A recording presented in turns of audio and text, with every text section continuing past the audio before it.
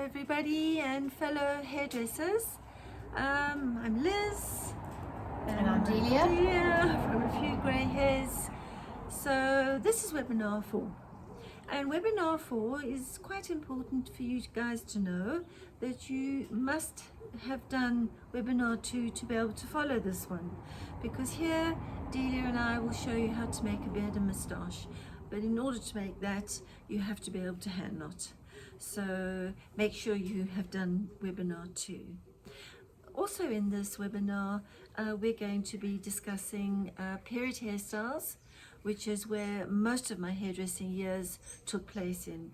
Mike and I, as you know, had a business and we supplied wigs to the theatre and for TV, for Sun City, and where I did most of my work then.